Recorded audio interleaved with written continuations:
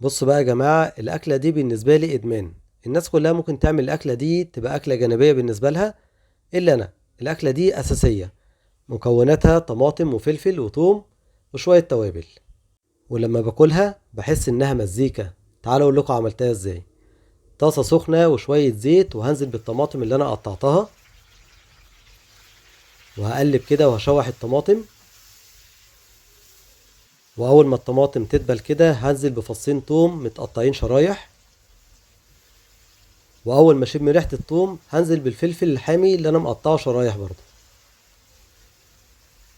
هقلب وهقلب كويس، وبعد كده هنزل بملح وفلفل وبابريكا. هقلب. عايز اقول لكم بقى هنا ان الريحه جنان. هقلب بقى كويس وهسيبها على النار لحد ما تتسبك، واول ما الزيت ده يطلع على الوش كده يبقى الاكله بتاعتنا جهزت. هغرفها بقى في الطبق كده. وعايز اقول لكم الاكله دي طعمها مزيكا. الاكله دي بالنسبه لي اسمها شطيطه.